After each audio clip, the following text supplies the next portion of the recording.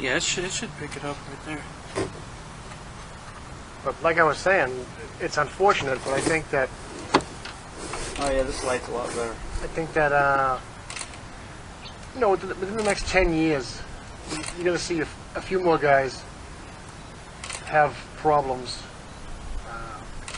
physically. And, you know, my biggest reasoning to that is look at how many people get sick that don't put anything artificial into their bodies and have heart problems, liver problems, kidney problems, diabetes, and they never did anything, let alone put, you know, steroids and diuretics and all that stuff into their system. And you know, the bad thing about it is that professional bodybuilding would be gone. Yep. It would be gone if there were no steroids involved, because people are so used to seeing incredibly big, incredibly muscular, incredibly ripped guys now. It ain't gonna happen. It's never gonna change. It's never gonna go away. And it's no, I mean, you're just not gonna get that kind of stuff. No, of course, it's impossible. It's physically impossible. And I was on the low side of doing stuff. I really never did anything to a great extent. I took 6 months out of the year off, totally clean. And because of my genetic propensity towards high cholesterol, I screwed myself. But it is too bad because it's a great sport. And bodybuilding, I think the art of bodybuilding is when guys are in the gym training and they're trying to beat themselves. They're trying to beat their best,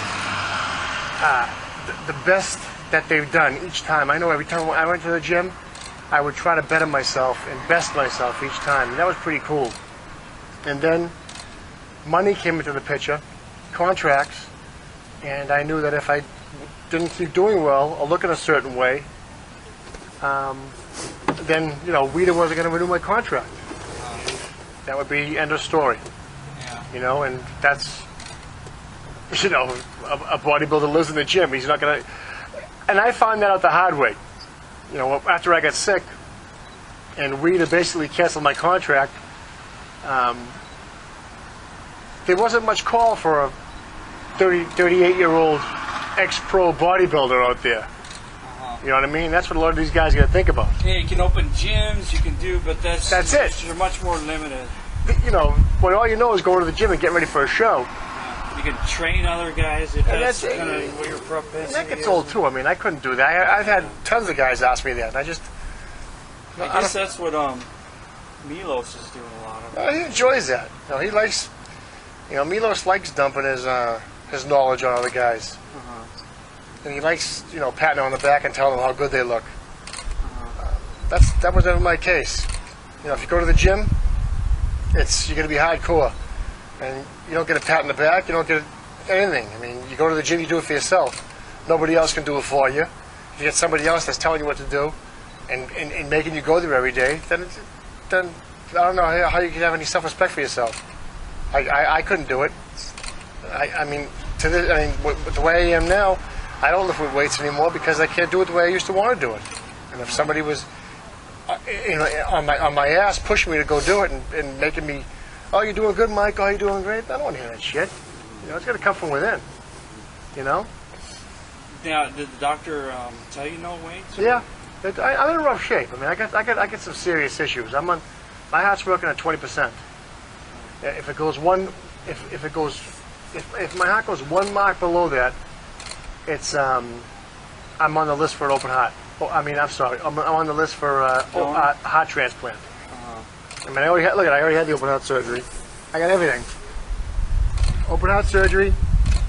Now I got the pacemaker defibrillator. I mean, there's not much more they could do for me.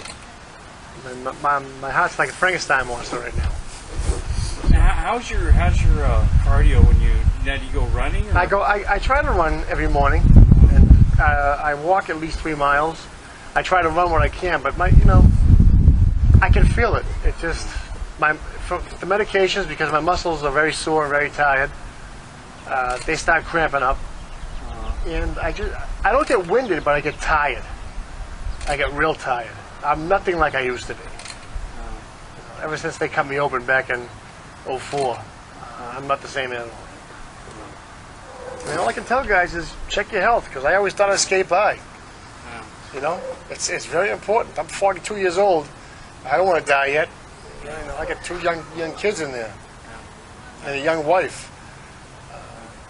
To give that up for 16 years of bodybuilding is not worth it. Yeah. And if I had a crystal ball, I would have changed it. But at the time, Now, did you get blood work done? oh yeah, when I was going, you know, I had every year blood work. I went for stress tests. What blew me away was my blood work came back excellent, except for my cholesterol. My good cholesterol was like 0 for like 5 years. Oh. And I didn't pay attention to that. But I took every stress test. I took the radiation stress test. I took all this stuff, and I passed it with flying colors. The only thing that caught it was the angiogram. Oh. When they stuck the camera up inside of me, and they saw that my arteries were blocked. And then when they cut me open, I guess I went to heart failure, because when they cut me open, they blocked one of the passages. Two of them were 100% blocked. One of them was 78% blocked. When they cut me open and they closed the other one off to clamp me off, there was no blood flow going to my heart, so it stopped. So that caused damage to my heart. Then when I went in a year later for another angiogram, they were blocked up again, and when they stuck the camera up there, the artery that they stuck the camera in blocked up the only open artery, and that gave me another heart attack. Oh. So that caused me to have more heart damage. Oh. So now my heart is working at 20%. But, you know, the way I look at it is my heart at 20% is like a normal guy's at 50%. So I'm not worrying about it. You know? I mean, if is the prognosis good long term, as long as you take care of yourself, or? You know, they don't tell me. Every time I ask them about long term, they just say it depends. You get some guys that'll live 10 years, some guys that'll live 5 years, some guys that'll live 20 years. It just it's a luck of the draw. I mean, 20% heart rate is not good. Yeah. But I just can't see myself going anywhere. I mean, it hasn't caused me to keel over and drop dead yet, so I don't see myself going anywhere for a long time. I mean, I don't plan on it. I suppose as long as you keep the heart, that you have in good condition, keep the cardio up, and if it comes down to a heart transplant, then I get on the list. But yeah. I mean, I'm not one of those guys that are bedridden. I'm up every morning at 5 a.m. I go for a walk, go for a run, and I'm very active. So, unfortunately, I don't lift weights anymore, which I miss. But they tell me I can't lift weights anymore. Too much pressure on my heart. But it sucks. Well, I know I got to get this weight off myself. It's taxing on my heart, You got to. I tell you, it's amazing what your heart. All the functions that the heart does. I had no idea about. Like just getting fluid out of your system. If your heart's not working right, your lungs fill up with fluid. Yeah. Because the heart is the one that gets rid of fluids. It's the one that gets in the blood. And a couple of the reasons why I had to go to the hospital was because my heart wasn't pumping strong enough, and my lungs filled up with fluid, and all of a sudden I started drowning. I had all this white foam coming out of my nose, out of my mouth. I couldn't breathe. And it was from the heart function. And nothing, I tell you what, nothing is worth getting sick over. I was a guy that thought I was going to be like my grandfather, be in my 90s with no problems. At 38 years old, open heart surgery, ridiculous. These guys that get into it now, and I still get letters, tons of letters, from guys 16, 17, 18, 19 years old, telling me the cycles they're doing. They're fucking insane. I don't know what the fuck is wrong with these guys. And they're not, like, a lot of them aren't even competing. And then, these are guys that are going to go to the beach, or they're going to do a local show, and then not make a buck out of it. My biggest excuse was it pulled me out of the ghetto. I was able to make a living at it. I had no other skills. You know? These guys, they're going to college, school. They got no reason to be doing this stuff. Yeah. All I can tell you is don't put anything artificial into your body for any reason. Any reason. I don't know how to emphasize that. I wish I could go back. Because when I was a fighter, when I was a boxer, I wouldn't even sit next to a guy that was smoking. You know? I would get up and leave. I was so scared of my lungs getting lung cancer. Then I get into bodybuilding, and all of a sudden I'm in the mirror sticking needles into my ass and into my shoulders, not knowing what I'm putting in there. Just going by, you know, some freaking gym doctor. Yeah. You know? Yeah.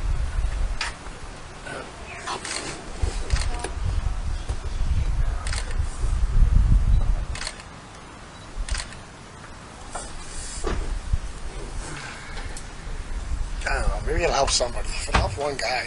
Yeah, that's I didn't bring the article with me, but it sounded pretty good. It sounded like it would I wish they'd listen. I wish I had somebody tell me. All I heard when I was going, after in the USA was, oh, these will never hurt you. They got no, there's no medical proof. Blah blah blah blah blah. Mm-hmm. Well, growing up, I remember, when I was starting to, back in like 80s, early 80s, mid 80s, reading the magazines, if you have the right diet, you train hard, yeah. You can look like this, but yeah. that one factor, the steroid factor, The late 80s is like when I found out about it. And mm-hmm. coming, 91, I won the USA. I was on nothing hardly, and then 92, all of a sudden I'm a pro, and I got guys coming at me every which way, telling me these crazy cycles, So when you're young, you just you're bulletproof. You just start dumping anything into your system. Uh-huh. Yeah, until you start getting injuries and stuff, you don't realize how fragile the body is. Unbelievable. Yeah. You pay for it later. Yeah. And I'm definitely paying for it now. I'm definitely not the same man I was 10 years ago. And that it's very abnormal to be way as far off as I am. I mean, I know you get older and things change, but for the shape I used to be in and the conditioning I'm able to do now, I go for my 3-4 mile walk, run, and I come home and I gotta go to sleep for 2 hours. I'm wiped out. I eat 1 meal a day. I got no appetite, and like I said, I'm on a whole shitload of medications just to keep myself alive. So you eat 1 meal a day, huh? That's it. Oh, wow. If I'm lucky. Just because you don't have the appetite? I got no... And, my appetite used to be 9, 15, 13, 12,000 calories a day. And now, I could have a sandwich and a couple glasses of orange juice and not eat anything else all day. Wow. Nothing. It's amazing. Let me get a shot of those calves, since you still got those things. The last survivors. The last survivors.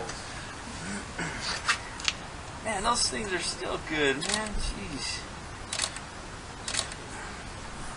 Hang on, let me get some.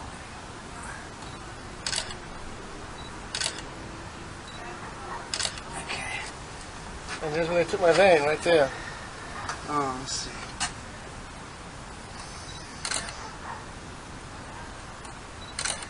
And the surgeon said that was the biggest vein he's ever taken on anybody's leg. That's what he said. I bet. That's what he said. He goes, it's probably from all the years of lifting. Yeah, He said, I bet. He said it was like a garden hose. Uh-huh. Just all the years of heavy, the blood pumping. Yeah, I remember showing a picture of Tom Platz one time to my, I was in high school, to my math teacher. And he would say, man, that vein is as big as some people's arteries, Right. Right. And that's what he said too. He said, you know what, it's good, Mike. He said, the vein from your leg is almost as big as the artery we're replacing on your heart, which is good. So hopefully it'll stay open. Yeah. Well, I think I got what I need out Want to here. get the wife and kids? Sure.